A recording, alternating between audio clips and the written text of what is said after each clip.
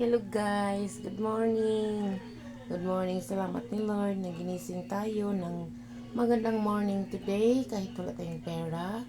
Pero ginising pa tayo ni Lord ngayon.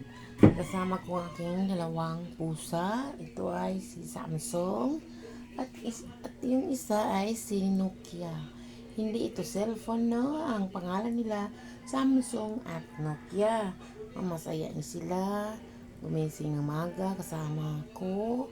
Then, sila busog na. Tapos na din silang nag-breakfast. Ako din tapos din nag-breakfast. Nakatira kami dito sa maliit ng room. Pinahiram kami ng may-ari ng bahay. Kaya ang sukli ko sa kanila ay linisin ang kanilang bahay araw-araw at saka ang paso ng sahig at linisin ang banyo.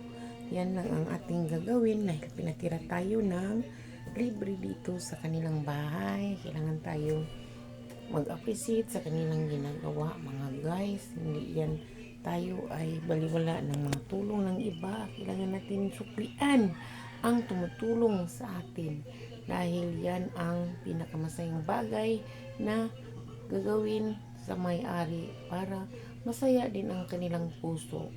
Kung hindi mo bigyan ng halaga ang kanilang ginagawa, ay ikaw ay para kang isang bobo.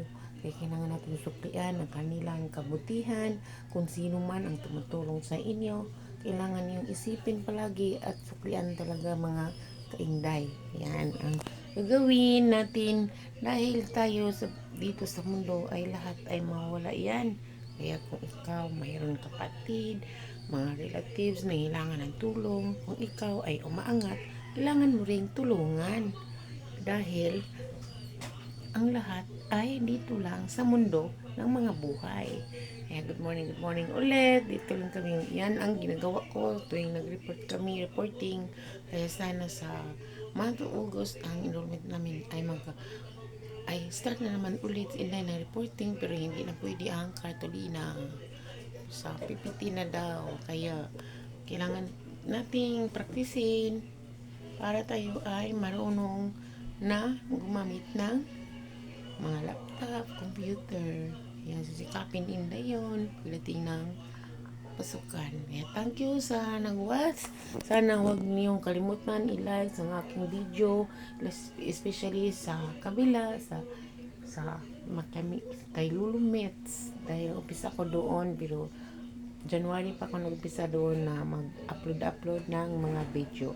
Mainit kayong araw, kaya mag-ingat tayo at uminom ng maraming tubig para iwas stroke. Kung mayroon tayong maintenance, inumin ninyo every morning and before bedtime. Thank you sa nag-watch. Love you all. Mwah!